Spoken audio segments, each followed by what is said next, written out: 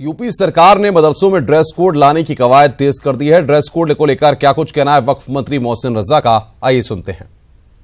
उत्तर प्रदेश के मदरसों में ड्रेस कोड लाने की तैयारी कर रही है उत्तर प्रदेश सरकार। इस पर ज्यादा जानकारी देने के लिए हमारे साथ मौजूद हैं अल्पसंख्यक मंत्री मोहसिन रजा। सर, ये बताइए कि क्या तैयारी कर रही है मदरसों में ड्रेस कोड के लिए सरकार?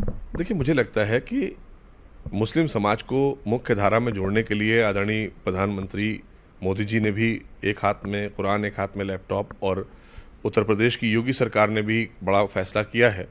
और शिक्षा को लेकर बजट भी हमने बहुत बड़ा दिया है। इस बार 2,500 करोड़ से ऊपर का बजट है, उसमें हमने 250 करोड़ रुपए का अलग शिक्षा का प्रोविजन किया है। NCERT से भी जोड़ा है मदरसों को, क्योंकि अभी तक कभी किसी ने ध्यान ही नहीं दिया था कि धार्मिक शिक्षा के साथ साथ सामाजिक शिक्षा और स्मार्ट एजुकेशन बहुत ज़रूरी है, मॉडर्न एजुकेशन बहुत ज़रूरी है।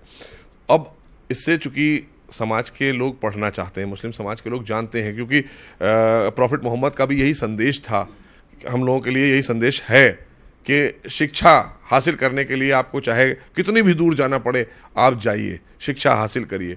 शिक्षा से आपको ज्ञान जो बढ़ता है, तो ज्ञान जब बढ़ता है तो आप सर्व समाज के साथ मिलकर चलते हैं, मेन स्ट्रीम में आप अपनी भागीदारी बढ़ाते हैं। तो यही सरकार चाहती है, मोदी सरकार भी यही चाहती है, योगी सरकार भी यही चाहती है। और जो ड्रेस कोड की बात इसलिए मैंने कही कि ये मेरा ही अपना एक सुझाव है कि ड्रेस कोड इसलिए होना चाहिए कि आप एक ट्रेडिशनल मुस्लिम समाज की तरह वहाँ मदरसे से निकलते हैं, मदरसे में जाते हैं, आपको एक अच्छी सी ड्रेस मिलती है, तो वो जो स्टूडेंट्स हैं, जो बच्चे हैं, बच्चियाँ हैं, वो अपने को सर्व समाज में एक सा पाते हैं। उन्हें लगता है कि हम अब एक मुख्य धारा में जुड़ रहे हैं। हम अच्छे इंस्टीट्यूट में, जैसे अलग अलग इंस्टीट्यूट्स होते हैं गवर्नमेंट के, उसमें ड्रेस कोड है। अगर ड्रेस कोड मिलेगा उन्हें भी पहनने को अच्छे। न्यूज 18 उत्तर प्रदेश की तरफ से शिक्षा की महाबहस का आयोजन किया गया। कार्यक्रम में मुख्य अतिथि के तौर पर शामिल हुए उप मुख्यमंत्री डॉक्टर दिनेश शर्मा ने कहा कि नकलविहीन परीक्षा कराने से पढ़ने वाले छात्रों को किसी तरह की दिक्कत नहीं हुई। सुना है कि एक बॉलीवुड की पिक्चर भी बन रही है, शायद उसमें आपका भी रोल हो या आपके काम का रोल होगा, लेकिन कहीं ना कहीं जो नकल रोकने का आपने अभियान चलाया, काफ़ी चर्चा में भी रहा।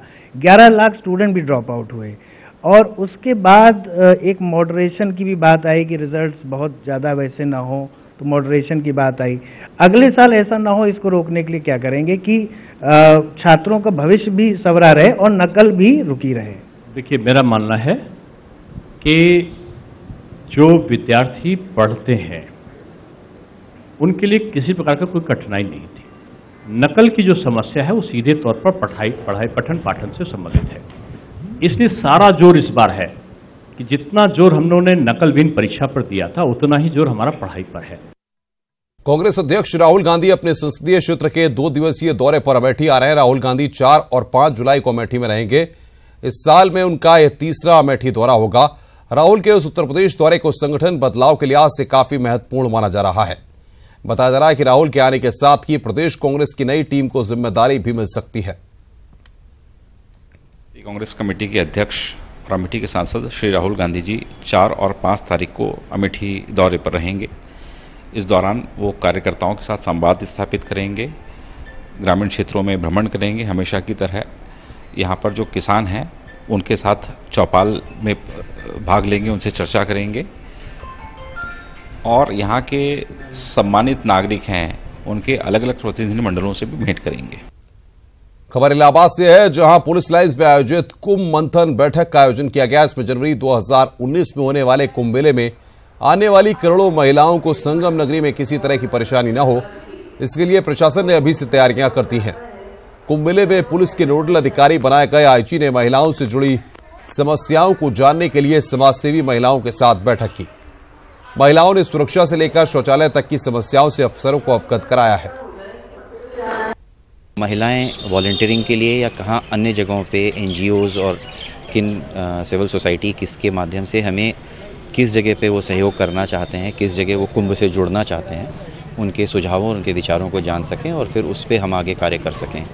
इसके लिए इस प्रोग्राम को ऑर्गेनाइज़ कराया गया था, और अभी इसमें काफ़ी बहुमूल्य सुझाव लोगों ने दिए हैं, जिसको हम लोग देखते हैं कि हम इसको प्रैक्टिकली अब कैसे ग्राउंड पर रिड्यूस करते हैं। पिथौरागढ़ जिले में मुनस्यारी के बलाती में बादल फटने से तबाही के हालात पैदा हो गए हैं। सेराघाट हाइड्रो पावर प्रोजेक्ट को भारी नुकसान पहुंचा है। साथ ही सेराघाट हाइड्रो पावर प्रोजेक्ट का डैम भी टूट गया है।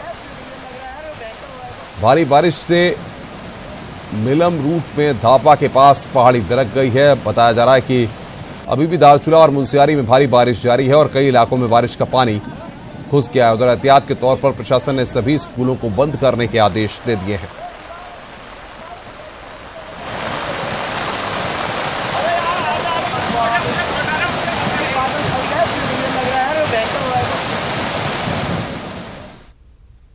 पिथौरागढ़ के मुनस्यारी मोटर मार्ग में भारी भूस्खलन, रासकिया बगड़ के पास भूस्खलन हुआ है।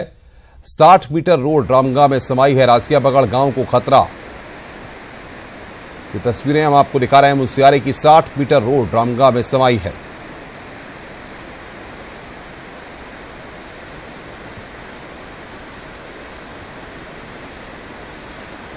न्यूज 18 पर तबाही की तस्वीरें हम आपको दिखा रहे हैं। ग्राउंड जीरो पर न्यूज 18 की टीम पहुंची है मुनस्यारी में। वहां की तस्वीरें। मुनस्यारी मोटर मार्ग में भारी भूस्खलन हुआ है।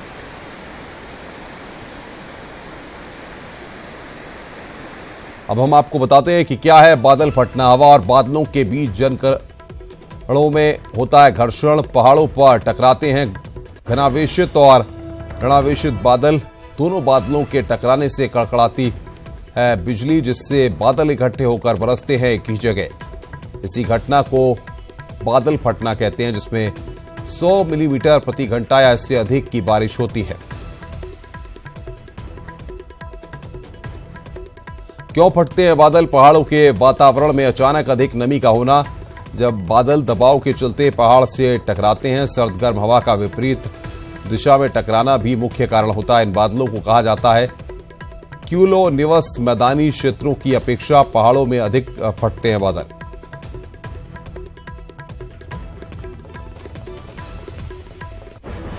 तो क्यों फटते हैं बादल, ये हम आपको बता रहे हैं। इन बादलों को मैदानी क्षेत्रों की अपेक्षा पहाड़ों में अधिक फटते हैं बादल। पहाड़ों के वातावरण में अचानक अधिक नमी का होना भी एक इसका कारण है।